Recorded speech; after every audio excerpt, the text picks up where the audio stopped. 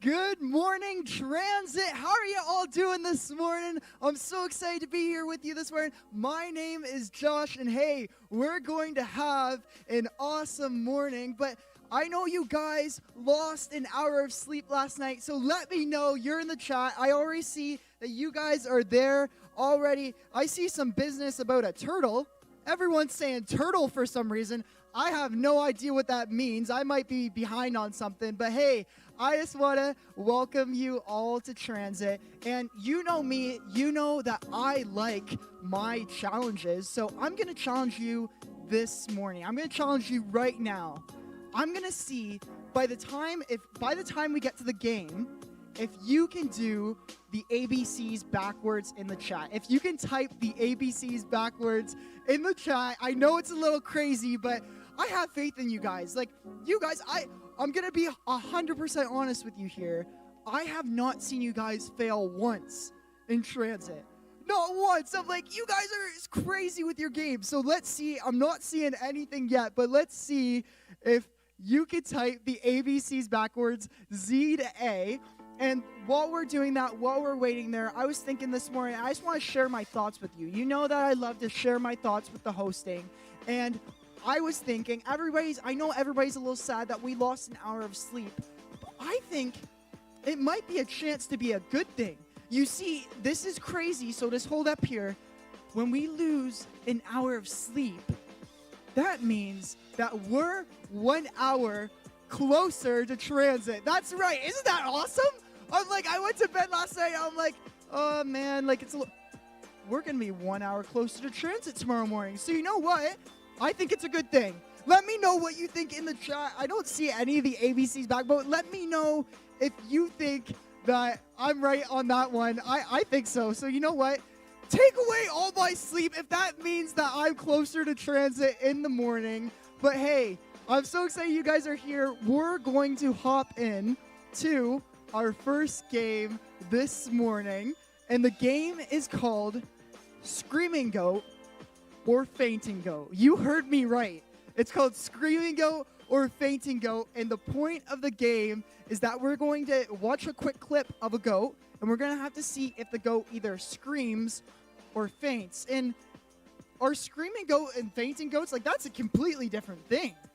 I don't even know how this is a game, but hey, before we get into this game, I did my research, and I went to the American Goat Federation, and I'm going to question you guys real quick. Oh, actually, I do see you guys did your ABCs backwards. That's awesome. But how many goats do you think are in the world right now?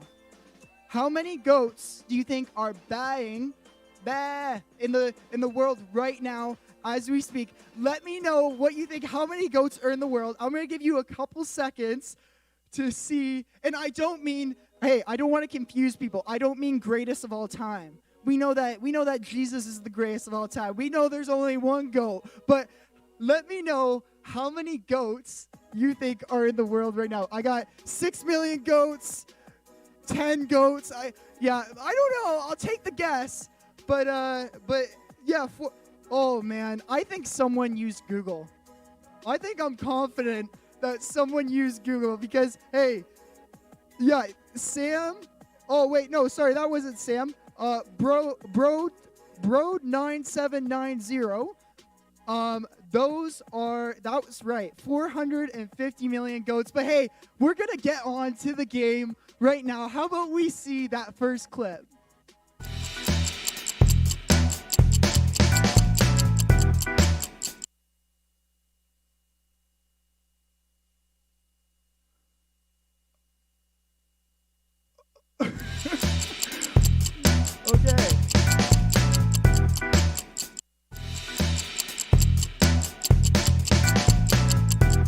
Okay, well, hey, it looks like I maybe, I don't know if this is going to be a picture. Oh, here we go.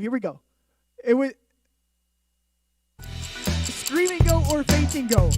Okay, so, you know what? We don't need the video. I think this will challenge you even more. From the video, or the picture, I mean, right there, is that a screaming goat or is that a fainting goat? It looks like the goat is going down a slide. Why is the goat going down the slide? Who put the goat on the slide? Okay, I think we're going to try it out this time and see what happens with this goat on the slide. I don't know what that is.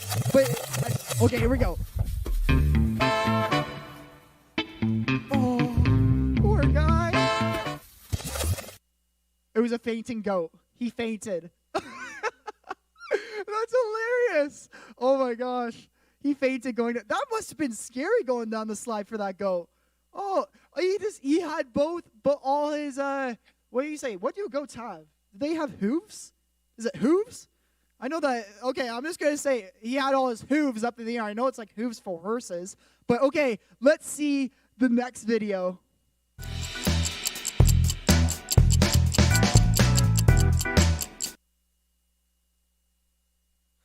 What? What is happening?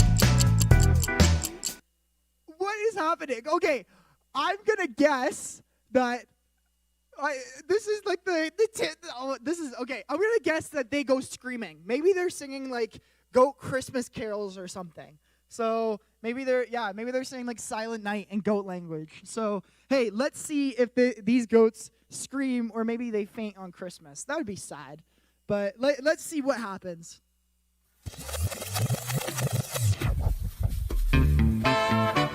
Oh, no way. He literally fainted and fell right off the thing. This guy kills me, the one that's just looking at him. He's like, you good? Hey, buddy, you good? Yeah, that's... Oh, that's hilarious. Oh, I feel bad for him. Maybe he had like stage fright or something. Okay, let's go on to the next one.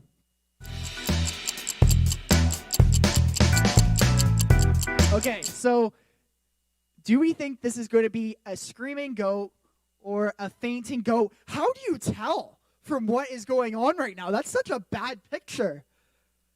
Okay, I don't know. Honestly, I don't think I'm any help to you guys. What do you guys think?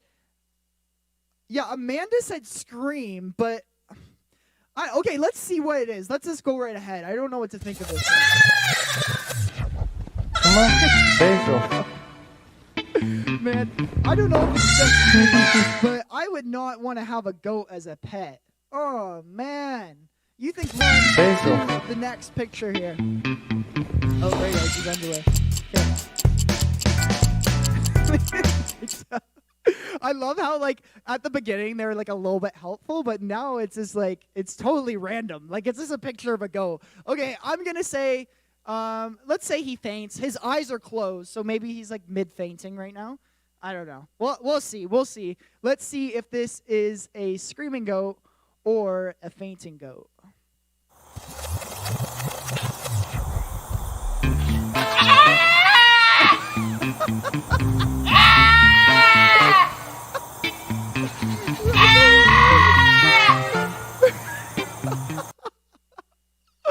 Oh, man. This game is killing me.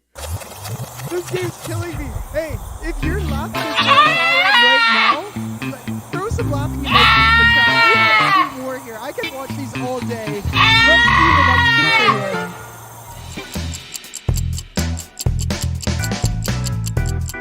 This is like what is this? They got like a goat village going on. Okay. I feel like he's gonna, okay, this is my assumption. He's gonna fall off the plank. And he's just gonna faint. He's going off, and then his buddy's gonna be like the last goat, you good? You good, bro? And then he's just gonna keep on walking. He's just gonna keep on, I don't know. Let's see what happens. I might be completely wrong here. Maybe they're just annoying too, and for no reason, they just start screaming. But let's see what happens here.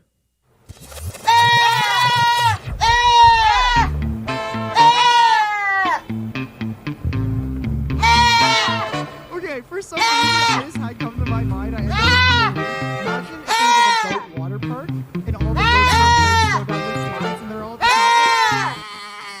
It's so loud. Okay, I know that's a little weird, but that's just what came to my mind. He was scared to go across that plank, and his buddy was probably like annoying him, like, "Come on, man, let's get going." Okay, let's see the last photo here.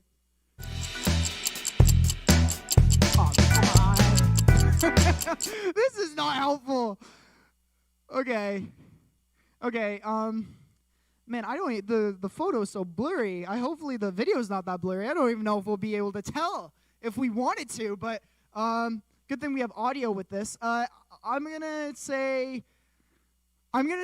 they're two little goat brothers and they just faint at the same time.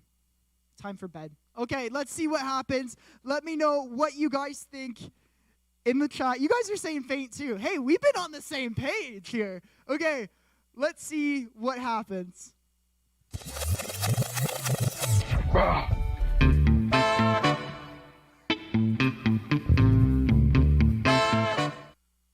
didn't know goats actually faint like that. I'm going to be honest. I lived on a farm and I had goats. Man, I've never seen them like faint. Their legs go stiff. Oh, that's hilarious. Hey, if you were laughing as hard as I am, let me know in the chat. I throw some laughing emojis in there. But hey, we got to do another edition of that. But I want to let you know that if you are new here, first of all, welcome to Transit. We're so excited that you have come to join us this morning. And we want you to know that Transit is a place that you can learn to grow a faith of your own, invite your friends, and also, as you see, we like to have a good time here at Transit. Hey, if there's a way to describe Transit, it's fun and good time, that's for sure. But hey, if you are new here, I also want to let you know that we have a link, and it's going to be thrown up right now. And apparently last week I was pointing beside it. Yeah, the link is right here. I should be pointing right to it. I think I'm pointing right to it. Yeah, they're like, you're kind of pointing to it. It's right here. And if you go to that link and fill out that form, you can get some Transit swag. So we want to make sure that you don't miss out on that. But hey, now we're going to be jumping into our message for today, and we're going to be continuing our series called Do Something. Now, today, the first time we did our message, we talked about how first, if you're going to act against injustice, first you have to see it. And then the second time we talked about how when you're experiencing injustice, that God is always with you when you're experiencing it. You see, God can be with you through your family. God can be with you through your friends. God can be with you through your small group. But you might think to yourself, you might look around and you might think that if God is against injustice, if God is actually in the middle of all of this, why do we still have injustice? Hey, I'm going to go ahead, I'm going to pray, and we're going to jump into this message. God, I pray for anyone in Transit today that has those questions. We know that you want us to question, why is there injustice in the world? And God, I pray that you show us the answers that you want to show us. God, I pray that you speak through Ashley. And also, God, I thank you that you are a God of justice. In Jesus' name, amen.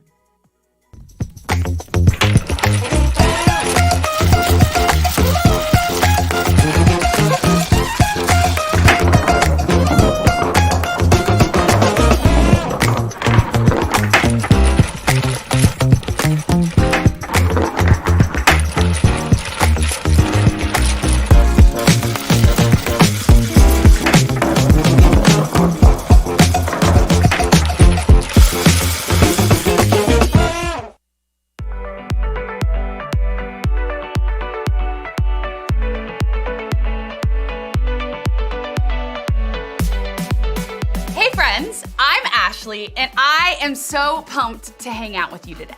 Let me ask you a question. Have you ever had a question that nobody could seem to answer? Like, why is it called a hamburger when it's not made out of ham?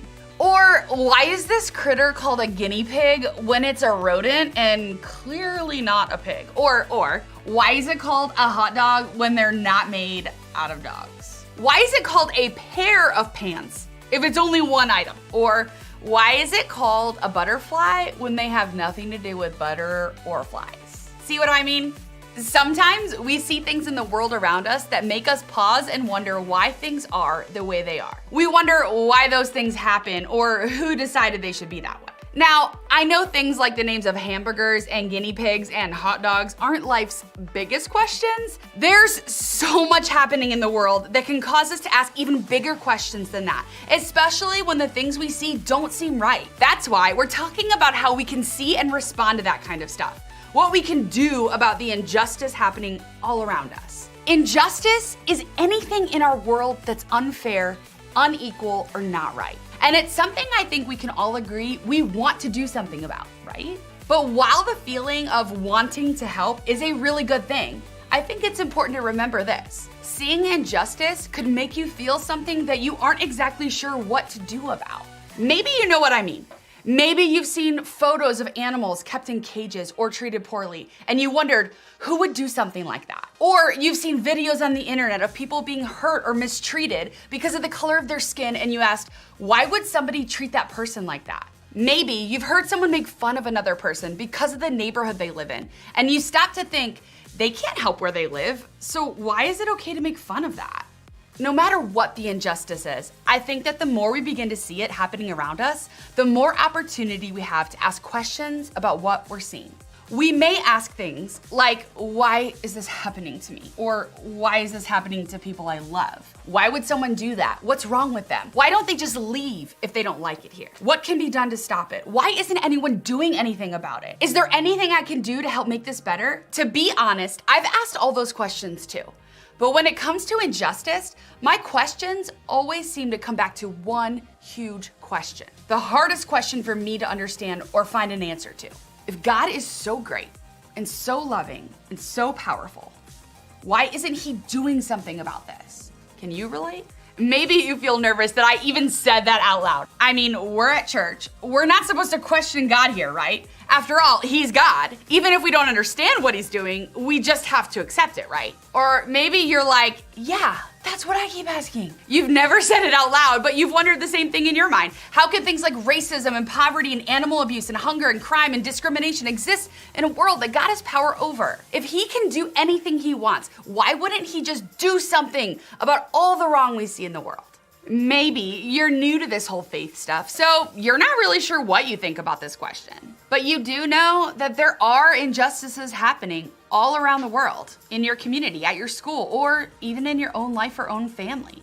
If that's you, I'm so sorry that you're experiencing this. It matters a lot, and we're gonna keep talking about it. But today, I'd say that for some of you, it may be the reason that you aren't sure about God, after all. He seems silent or like he isn't there as these injustices are happening all around the world or in your own life. No matter how this question makes you feel, here's one thing I want you to be sure of. It's okay to ask questions. In fact, God can handle your questions. He isn't afraid of them. And honestly, I think he wants us to ask them because asking questions is part of what helps us discover more about who God really is. It's what helps us get to the truth. And trust me, we're not the only ones asking big questions about God and injustice. Believers, thinkers, writers, experts, and scholars have been trying to answer these questions for a long time. And the truth is, there are just no easy answers to any of this. Because once we've seen injustice, we know somebody needs to do something. So why does it sometimes feel like God is doing nothing? Maybe you've assumed God doesn't care. Maybe you've assumed certain people just have things easier than others. And maybe you think that's because somehow God let it happen that way. Maybe some people just have a harder time in life and God says, oh well, good luck out there. Not much I can do about it. Thankfully, we don't have to guess or assume where God stands on all of this. We don't have to wonder how he feels about injustice. We don't have to guess at what God is really like. We can look at his son Jesus, who is the best way to see what God is really like. Several people who knew Jesus personally and hung out with him took the time to write down what they saw and heard so that people like you and me, the ones who didn't get to see it with their own eyes, would know what happened. Today, we're gonna take a look at the eyewitness account of Matthew, a book written by one of Jesus's closest followers. Sometimes in church, we call this the Book of Matthew or the Gospel of Matthew. No matter what you call it, Matthew hung out with Jesus and knew what he was about. Maybe that's why he took the time to write down the things he saw. In this story, here's what he said. Jesus traveled through all the towns and villages of that area, teaching in the synagogues and announcing the good news about the kingdom. And he healed every kind of disease and illness. So, during his ministry on earth, Jesus spent a lot of time traveling around to tell people about God. And in doing that, Jesus talked about a lot of different things that God cared about. Things like people being rescued from captivity, the hungry being fed, the poor being served, and the children being cared for. In other words, Jesus was talking about justice. But Jesus didn't stop there. He also did a lot of different things to help those who were in need around him. He healed and helped people who were sick and suffering all the time. It's almost like everywhere he went back then, Jesus had something to say and do about injustice. The scripture continues. When he saw the crowds, he had compassion on them because they were confused and helpless, like sheep without a shepherd. This is so important. Jesus didn't just see the people around him and move on. He did things to help them. But he didn't just act to help them because he had to. He helped them because he cared. He had compassion for the people around him. And that compassion motivated him to act, to help, to do something. And that's what he wants us to do too. He wants us to respond and act, not just because we should, but because we care. See, Jesus showed us what God is like when it comes to injustice. He gave us a model to follow. First, Jesus saw the injustice. And what's cool is that he didn't just see it, he looked for it wherever he went. And he helped others see it too. And when he saw injustice, Jesus cared. So, if you've ever wondered, God is pro-justice. In fact, hundreds of years earlier, he said so through the prophet Isaiah. For I, the Lord, love justice. So we know that God loves justice. We know that he sees it and we know that he cares, but that still doesn't totally answer our question, does it? I mean, if he cares so much, why isn't he stopping it? Why doesn't God just do that old miracle thing he was so good at and fix it all? Why doesn't he do something? Well, I think our answer is actually in the last part of the verse we just read in Matthew. Check out what Jesus said one more time. When he saw the crowds, he had compassion on them because they were confused and helpless, like sheep without a shepherd.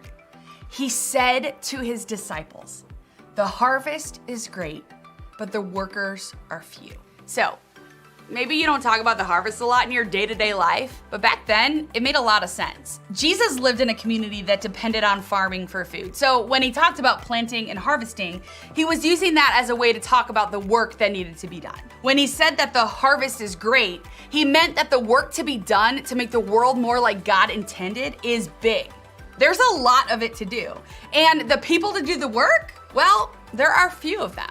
Because the work, it isn't easy. And it isn't always fun, and it isn't over and done with quickly. The work to help those who are hurting and struggling and facing injustice is big. But here, Jesus reminds us that there's a plan to see that work done, and it's in the workers, the people, like you and me. What if we're the plan? What if we're actually the answer to all the questions we have about what God's doing in the face of injustice? What if it was you and me working on behalf of Jesus to take care of the things he cares about? When it comes to what God is doing about injustice, I think the answer is us. God is opening our eyes to see it. He's giving us the compassion to care about it, and he's calling us to act in response to it. He's working through us to see wrongs being made right in the world. And I don't know about you, but I think that's pretty cool.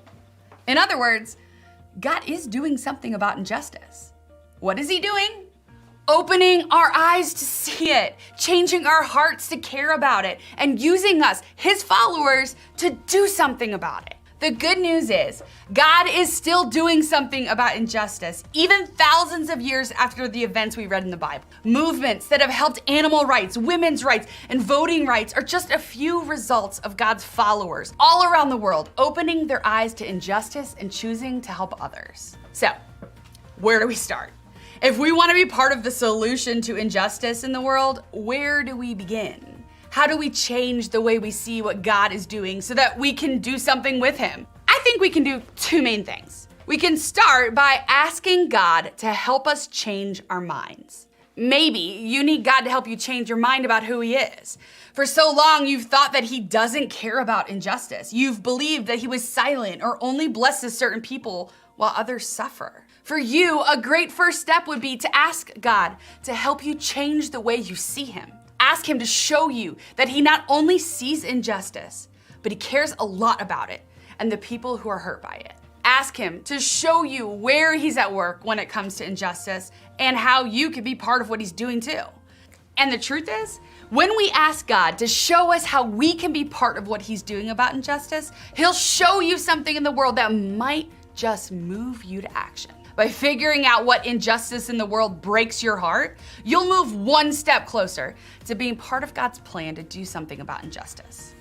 Or maybe for you, you need God to help you change your mind about what it means to follow him. You thought faith was about singing songs or showing up at church or praying a lot. And while those things are all really good things, part of following Jesus also means caring about what he cares about. A great first step would be to ask God to help you see more of what it looks like to follow him, to help you start caring about what he cares about. Maybe you need his help to change your mind about other people. You need him to help change the way you see other people. Because if you're honest, sometimes you struggle to care about the injustices you see happening around you. You struggle to have compassion for others who are different than you. A great first step for you would be to ask God to change the way you see others, to help you see them with his compassion and his heart. And then, I think we need to start asking different questions. Instead of asking, where is God? We can ask things like, what does God think about this person or this situation? What are God's people doing to right this wrong? Who do I listen to in order to learn more about this injustice? What is God calling me to do to help? How can God use me? God is doing something about injustice. And questions like these will help us join in that work with him. It will help us be part of the answer. So let me close by asking you this. What injustice in the world do you care about? Which one moves you to want to act? What do you see in the world around you that makes you want to do something to make it right? Is it racism, untreated illness, unequal treatment of women, animal cruelty? Is it the student who's being bullied? The homeless population in your area?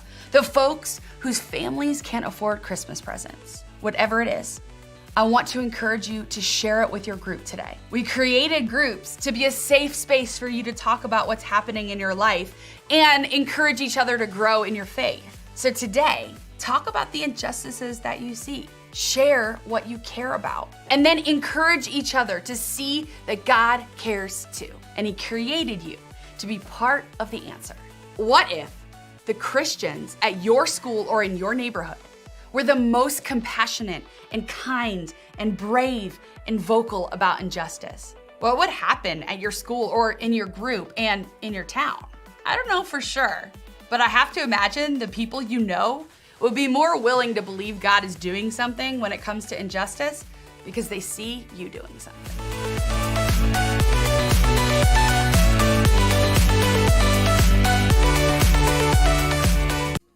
Wow, that was a great message.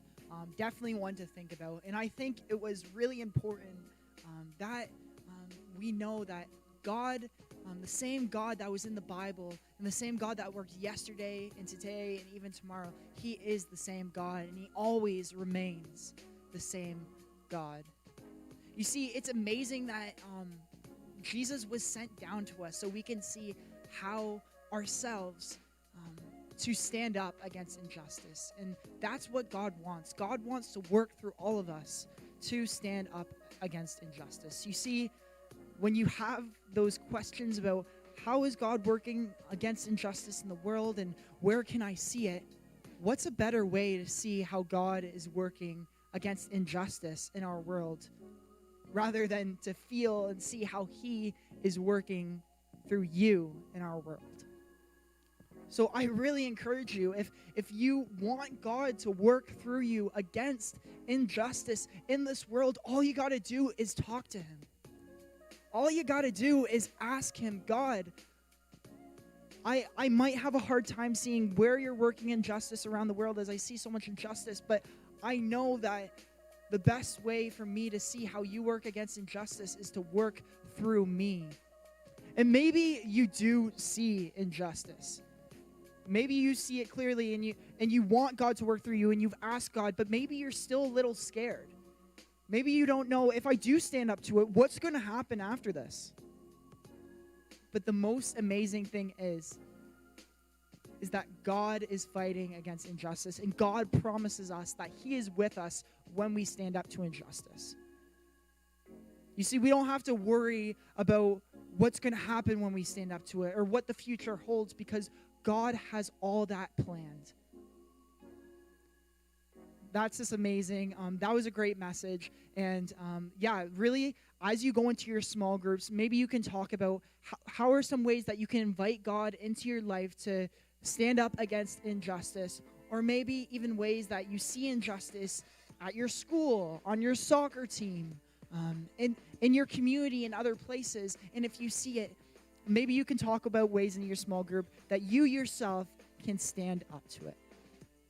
Hey, that was an awesome message. Definitely a lot to talk about there, but we are going to jump in to our challenge for today. Now, hey, this challenge is going to be a fun one. I know that we have Clydesdale, and maybe we can say that Clydesdale is maybe one of the GOATs for transit. He might end up being a GOAT for transit, greatest of all time, one of the greatest of all time. But hey, here's Clyde. That's an awesome picture. But the challenge for today, we're gonna see who knows Clyde best. The question will be, what was Clyde doing the very first time he came on to transit? What was he doing? Hey, we'll see who knows Clyde the best. So let me know in the chat, what was Clyde doing the very first time he came into transit? I remember it. I actually thought it was something else, but I was corrected this morning. I'm like, oh yeah, he did do that for the first time. Okay. What did Clyde do? Let's see what you think. And man, that's aggressive. That's an aggressive picture. Yeah, it will. Hey, also, if you maybe don't know what you did the first time and you're just looking for something to do, let me know what that was from. Maybe you know what that was from, what that picture was from. I can see it right now in my head. Okay, what was he doing? No. Okay, I think I don't quite see it yet. I love, you gotta get a little bit more creative than that. Guest. I love that. Guest. Okay. I'm gonna give you a hint. It wasn't. Okay, no. Okay, I got a good hint. No, that gives it away. It wasn't hunting the woolly mammoth. It was before that.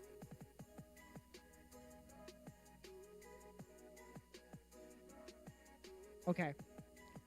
It wasn't hunting the woolly mammoth. Bee farm? What? Okay, you can tell that Brendan wasn't paying attention. Okay.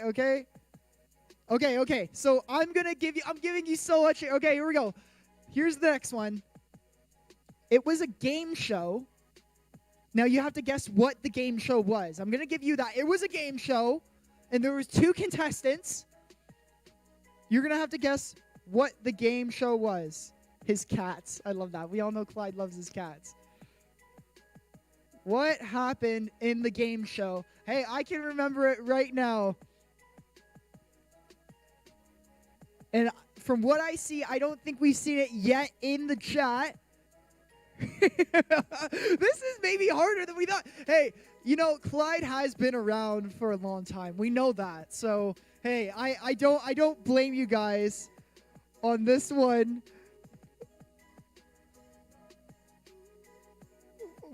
Okay, we're going to go with what was the name of the game show. We'll just keep on throwing questions out here until we get an answer. Chicken hunting chicken. Okay. I don't know what that means, but okay.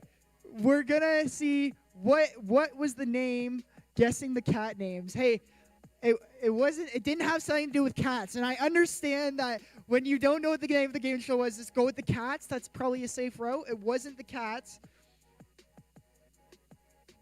Okay, well, hey, we've gained word that the Brew Bakers got the closest answer from what it sounds like. So, hey, congratulations. From what I understand, that the game show was stacking cups. So, yeah, and that was the game show. That was the first time and the game show was called Versus. So, hey, that's awesome. Congratulations to the Brew Bakers. You won the prize. Hey, that was a tough one. But we got through it.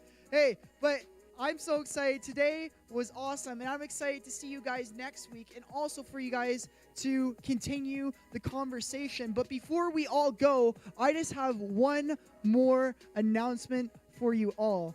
Now, I'm excited to tell you guys that on March 28th, we're going to have a special transit. See, for all of you that went to the Risk Takers event before, we're going to have another Risk Takers event in the morning, on Sunday morning, instead of what will be happening at Transit. So we're all going to jump on Zoom like the Hardy Party, and we're going to have a Risk Takers event. And if you're new and you don't quite understand what Risk Takers is, it's basically that we have a mock stock market that with your small groups, you're going to try to be the group that gets the most money. It's pretty simple, but it's super fun. And hey, we're going to be sending out some information and some emails in the next couple of weeks about what's going on, but keep that on your radar and make sure, no way. Hey, everybody. No way. No way. Woohoo! He made an appearance. The man, the myth, the legend. Oh, Clydesdale. Transit. I'm excited for Risk Takers. It's going to be a good one. Yeah. Hey, I heard you're talking about me. Yeah, we were. So we were talking about what was the very first thing that you did at Transit. Maybe, do you even know? Yeah. It was when I was chasing the woolly mammoth. That was No, the wait. Yeah. No, Yeah, that was it the wasn't. very No, first time, yeah. Clyde, it wasn't. Oh, no, well, I was talking about my cats. That was the first time. No, Clyde, Yeah, it wasn't yeah. that. Clyde, it was the gingerbread houses. no, That's what Clyde, it was. now you're going forward from the first one. Clyde, it was the game show. The game show. You don't remember the game show? Oh, the game show versus. Oh, yeah. Okay, guys, okay, don't feel so bad that we had a tough time on that challenge. It's because literally Clyde himself can't remember what he did. Sorry, guys. Yeah. Sorry, guys. When in doubt, just go to the cats for the answer, eh? That's exactly what he did. Hey, I didn't know you're coming in this morning. This is awesome to have you. Yeah. Hey, I just want to say goodbye, Transit. Okay. I just want to say bye. Okay. Bye. Everyone say bye, Clyde, in the chat. Hey, but keep Risk Takers on your radar. But until then, have an awesome week, and we'll see you next week. Bye, Transit.